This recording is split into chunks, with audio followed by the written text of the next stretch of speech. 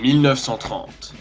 Les arsenaux d'une grande base militaire sont équipés d'une voie ferrée qui la traverse pour acheminer du matériel et des hommes. Le chemin de fer étant construit dans une vallée, l'armée perce de nombreux tunnels dans la roche.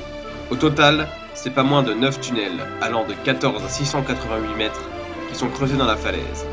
La voie couvre une distance d'environ 8 km et traverse la base ainsi qu'une partie de la ville. En 1940, la ville est capturée et occupée par les Allemands. La base est située sur un point stratégique. Ses eaux sont profondes et peuvent accueillir les croiseurs lourds et les cuirassés de la flotte nazie. La position de la ville permet aussi aux sous-marins d'économiser du temps et de l'essence pour leur mission dans l'Atlantique. En 1941, avec l'arrivée d'unités navales lourdes et la construction d'un abri pour les sous-marins, la fréquence des bombardements alliés s'intensifie. Alors que la mort tombe du ciel, de nombreux abris sont creusés pour abriter la population. C'est là que nos tunnels entrent en jeu. Certains sont ouverts aux civils.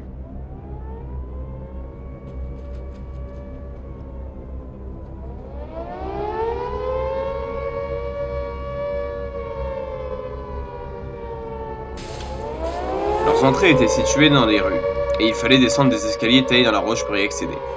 Situés souvent aux 30 mètres de terre, et fermés par de monstrueuses portes blindées, ils permettent aux civils de s'abriter de la furie des bombardiers.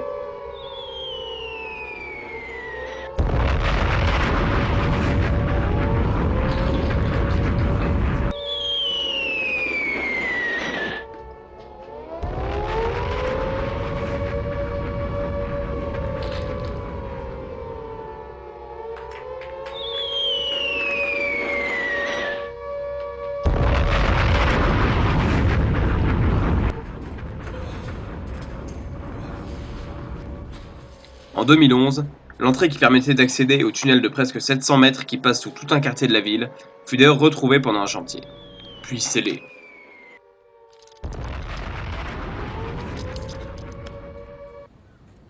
Après la guerre, la voie ferrée a servi quelques décennies avant qu'une portion de la base incluant un tunnel ne soit abandonnée. C'est dans ce tunnel de 393 mètres que va se dérouler l'exploration d'aujourd'hui. Un ouvrage de bientôt 90 ans, témoin silencieux de l'occupation et des pluies de bombes.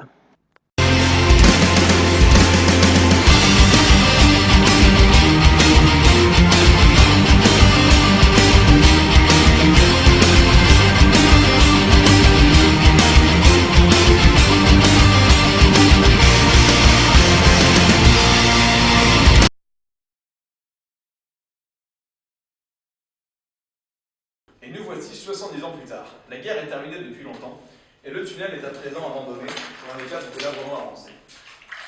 Nous allons en démarrer l'exploration tout de suite. L'entrée principale du tunnel étant bouchée, nous entrons par une petite caverne située non loin qui était sans doute à l'époque un sas de sortie. L'entrée est inondée par une flaque profonde. Alors, paradoxe temporel, on remarquera que j'ai déjà fait l'intro, mais que je re-rentre dans le tunnel, tu vois, c'est les joies du cinéma.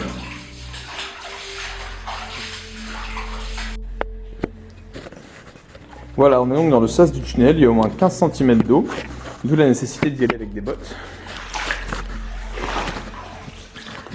Et donc en fait ce sas faisait pas partie du tunnel ferroviaire en lui-même, c'est une galerie annexe où il y avait aussi des rails, qu'on va voir un petit peu plus loin, et où on a cheminé pareil du matériel, des armes, et du coup qui allait par ici.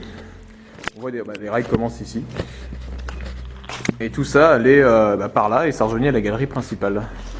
Et ici il y a une espèce, ça continue, mais c'est un truc bouché, il n'y a rien en bouche. Je le montre quand même, mais voilà. C'est une galerie inachevée.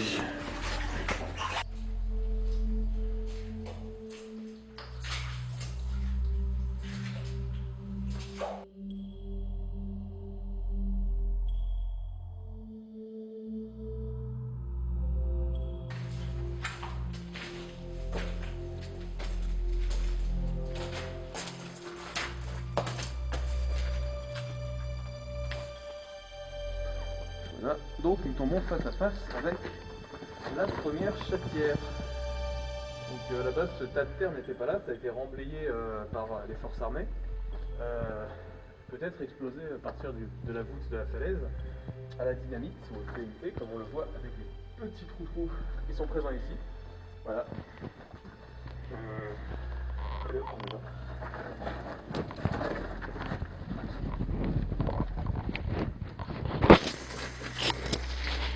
J'y suis, je vois l'autre côté.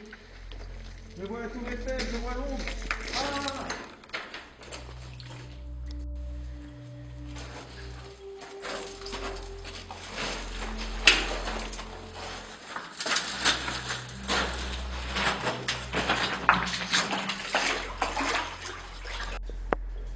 Allez, c'est parti.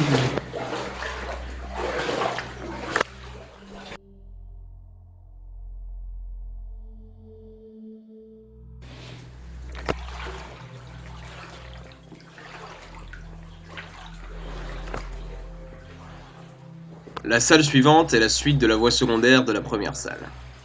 Elle est inondée par une eau cristalline, et elle aussi se termine par une butte de terre avec un petit trou pour passer.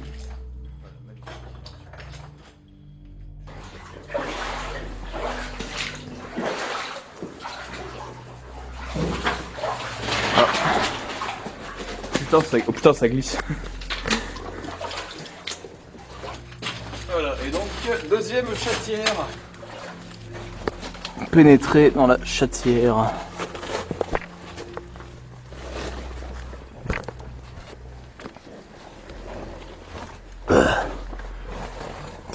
Oh putain, le ghetto. Ça,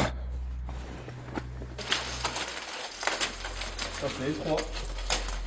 C'est l'accouchement, épisode 2.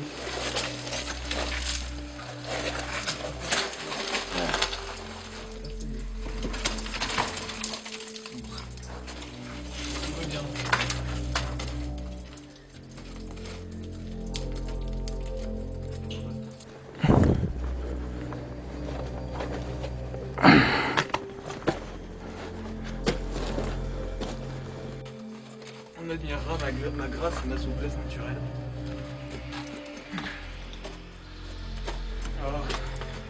Je suis rogné. C'est quelque chose de... Et nous pénétrons dans la troisième salle. Les rails sont invisibles, noyés sous une couche de boue. Ah, j'avais oublié que c'était ici. Eh oui, si, c'est mal branlé jusqu'au bout. Mais ça a à moitié l'air de s'être érodé depuis la dernière fois. Ah ouais. Ouais. Bah bon, je me suis jamais cassé la gueule des cailloux avant. Ouais, et puis il me semblait que c'était moins difficile d'entrer ici là. Ouais, ouais, si, il y a un gros caillou qui s'est cassé la gueule ici, je crois. Le fat. Ouais, c'est pas méga sécure. Ah là là. Ah, c'est spot d'urbex. En même temps, on n'est pas des casual gamers. Bon, on commence direct par fumer la galerie. Oh mon dieu, attends, oh mon dieu. Hashtag, hashtag Batcave. Voilà, hashtag Batcave. Ça sort, c'est un grand Rinolof. Putain, merde. Je lui fais chier. Ouais, j'essaie d'éviter de le réveiller. Eh oui, Jamy, la Batcave! En effet, Jamy, ces souterrains où s'entassait la population pour échapper au bombardement sont maintenant des havres de calme, avec des conditions proches de celles des cavernes naturelles, et toute une vie cavernicole s'y est développée. Évidemment, il y a de nombreuses chauves-souris qui s'y cachent pour hiberner pendant la mauvaise saison, parfois par groupe d'une dizaine d'individus.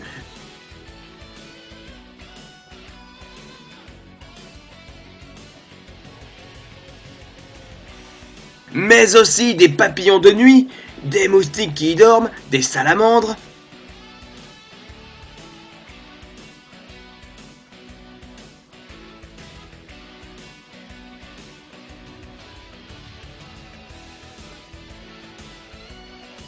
Et toute une faune qui vit à l'année dans le noir. Quelques invertébrés et également des champignons qui apprécient l'obscurité et l'humidité de cet endroit. On y trouve même de rares amphipodes que tout le monde connaît et qui vivent habituellement dans les grottes, les Niphargus, Jamy. C'était la parenthèse biologie. Voilà, alors là, merci Fred. le substrat De rien, Jamy. qu'on voit au sol, eh bien, c'est de la merde de chauve-souris. Vous voyez, en fait, ça doit être un perchoir qui est assez prisé ici. Elles doivent se mettre là. Et du coup, apparemment, c'est assez populaire, parce qu'il y en a vraiment partout, quoi. C'est assez ouf, sur les plus vieilles, il y a des champignons qui commencent à se développer. Et là, il y a une croc. Voilà, celles-ci sont fraîches. Elles sont plus vertes. Voilà.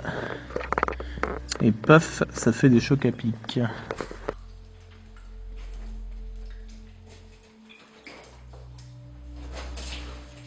La salle est grande et remplie de bois pourri, qui en se décomposant donne cette vase dans laquelle nous marchons.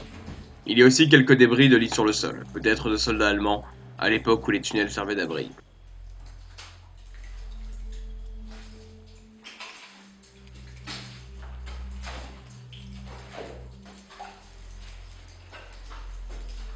Alors dans cette pièce, on retrouve pas mal de débris en bois. Et bah oui, c'est des débris en bois.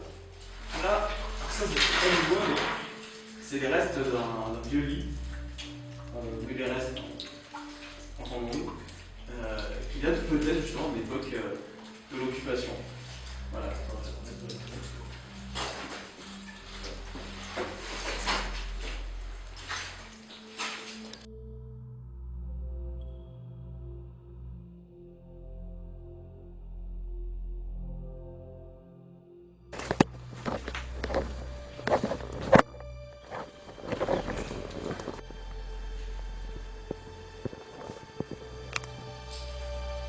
Nous quittons cette pièce pour enfin rejoindre la galerie principale.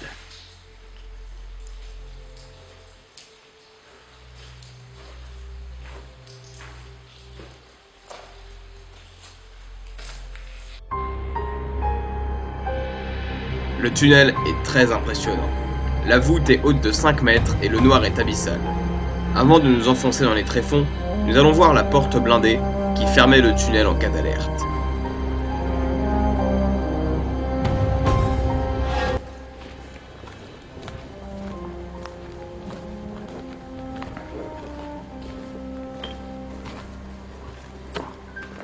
Putain.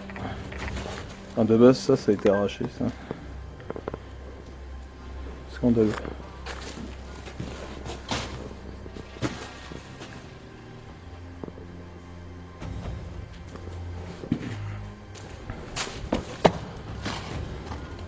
Elle ne doit pas faire moins de 30 cm d'épaisseur.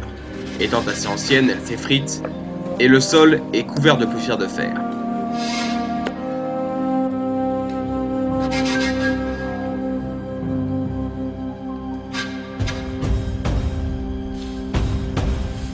Après avoir vu ce monstre, nous nous enfonçons dans les ténèbres du tunnel.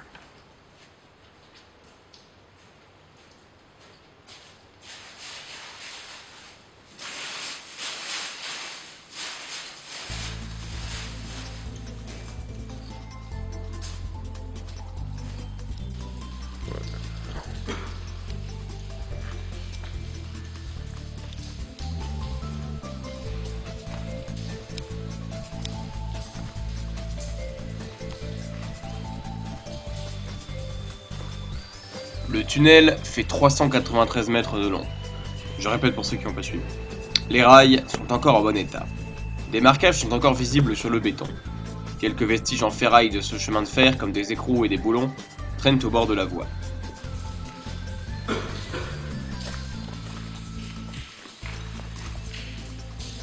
Tout le long se trouvent des niches qui permettaient de s'abriter en cas de passage d'un train. Les néons qui éclairaient le tunnel et leurs circuits électriques sont toujours là.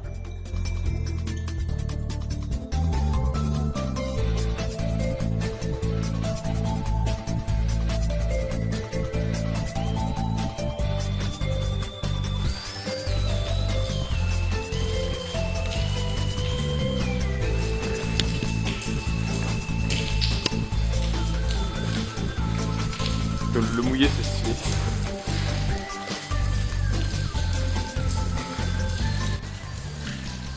Au bout d'un peu de marche dans le silence, du bruit se fait d'entendre. Ce sont des tuyaux en plastique qui évacuent l'eau qui s'infiltre dans la terre. Et ils débitent pas mal. Niveau bruit, mine de rien, ça fait un sacré bordel.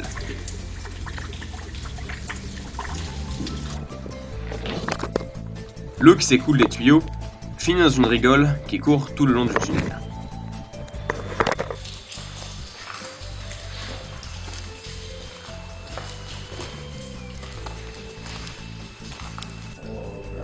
d'avance, hein, donc j'avance, voilà.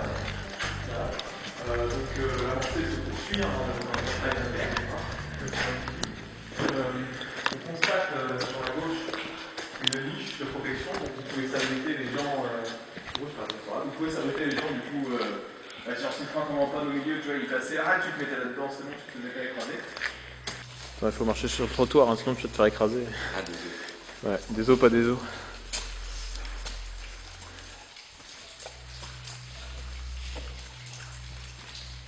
Le TGV en direction de Paris-Montparnasse. Hein? C'est pas des plans de tout près, donc ouais. Ils vont être un peu poussés. Oui, c'est vrai. Il faut faire attention parce qu'un train peut en gâcher un autre.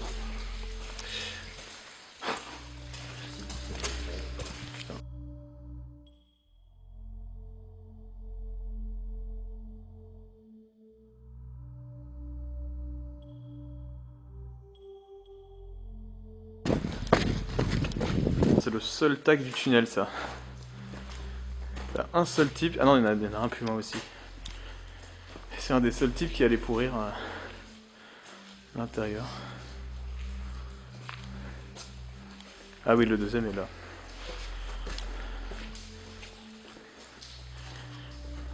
Exact. Pour les petits marins qui se demanderaient du coup, ça c'est pas des tags, ça c'était fait par l'armée et c'était a priori, de tout ce que j'ai compris, la distance avec la sortie la plus proche. De ce que j'ai compris. Ah merde, putain ça s'effondre.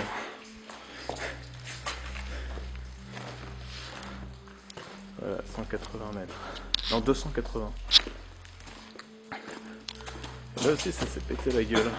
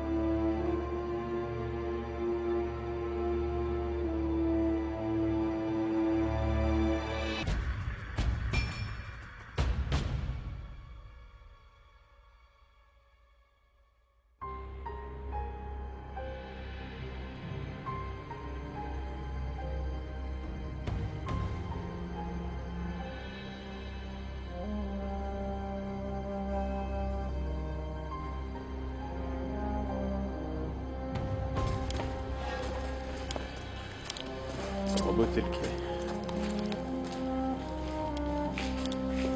Ah, Finbro. Lidl représente.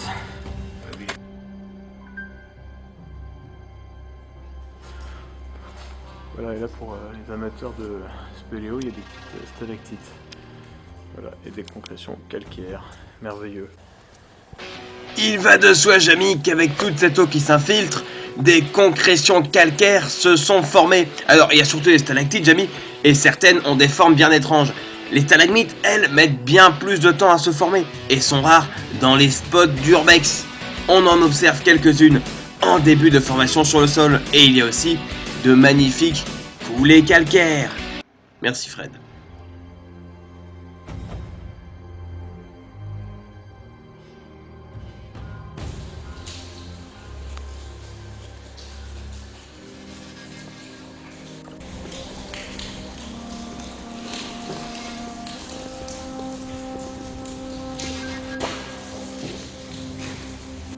Dégradation. 310 mètres. S'il n'y avait pas aux agents de protection des lieux. Enfin là du coup c'est plutôt 310 mètres de la sortie, enfin dans l'entrée parce que la sortie est juste au bout là. Ouais. Ouais, bah, à mon avis ce côté, oui ça peut dépendre des côtés. Et ça c'est ce qu'on a fait craft là, c'est l'hôtel de la Sainte-Canette.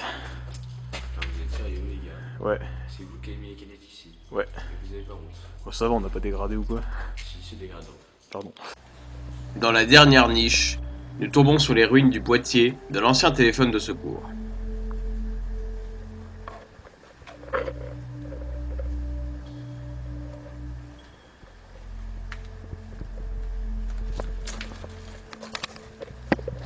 Voilà, donc là c'est moins bien éclairé, mais on a préféré économiser l'appareil photo, le potable. Et du coup je reprends avec mon truc de prolo, de toute façon il reste 20 mètres et après le tunnel se termine.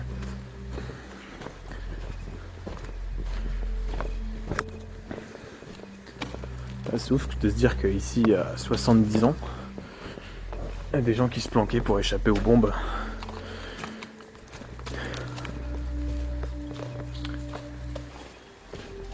Et voilà, et du coup là, on est tout près de la sortie.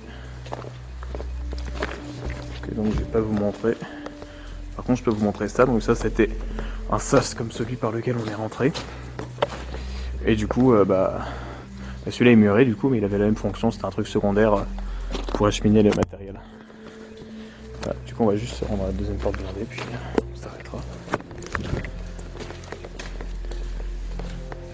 Voilà, là il y a encore une belle coulée calcaire.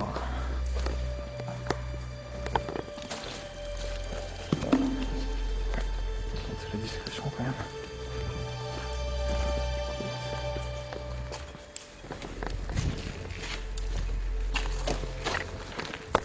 La deuxième porte.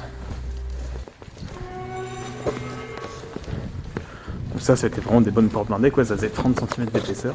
Je pense qu'en cas d'attaque ils le fermaient puis c'est bon, ils étaient pépères quoi. Parce que, avec des missiles modernes je pense que ça survivrait beaucoup moins, mais avec les bombes de l'époque ça c'était indestructible. Attends, c'est quoi ça? Il y a un peu de liche qui est caché à l'intérieur. Qui liche en cachette là, ça c'est inadmissible. Voilà. Et enfin la dernière salle.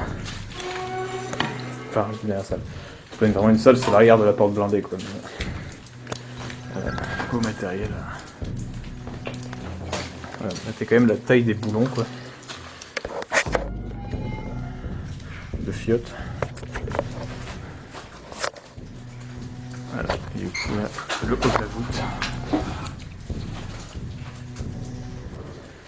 Voilà, donc, Nous voici enfin au bout du endroit. tunnel. La porte blindée de sortie est aussi imposante que la première. Derrière, parmi les débris métalliques et les bouteilles de Think Bro, se trouvent les ossements d'un chat. Le crâne était encore là en début d'année, mais a hélas été embarqué par d'autres urbexeurs. Donc on va gentiment prendre la route du retour. Hop là. Ouais, bah, encore une rigole d'évacuation des eaux.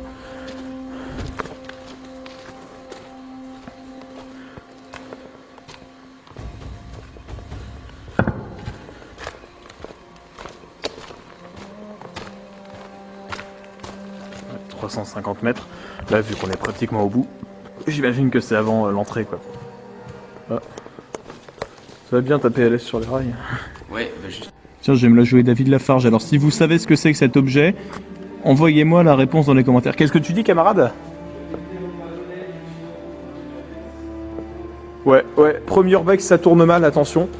Putain, on va mettre un petit putaclic, tiens, on va se mettre à faire semblant de courir et tout. Putain, il y a les gendarmes! Putain, non, il y a Pédobir! Il y a Pédobir, putain! Ah, putain, les Saint-Rec, il y a un abonnement! Putain, on va mettre ça fini mal dans le site. Oh là là. Et voilà, alors. Ici donc nous avons une colonie de rhinolophes. Alors ici c'est la Batcave, il y en a vraiment partout. C'est assez ouf. Tu vois, c'est comme dans Pokémon, tu vois, tu rentres dans une grotte, t'as 40 Nosferatu qui tombent dessus. Ah, là c'est exactement ça, sauf bon, ils tombent pas vraiment dessus, mais c'est ça, on y est. Chauve-souris dans la voix off, parce que rhinolophe, tu le dis de connais pas. Non mais je préciserai que le rhino... Cette exploration est à présent terminée.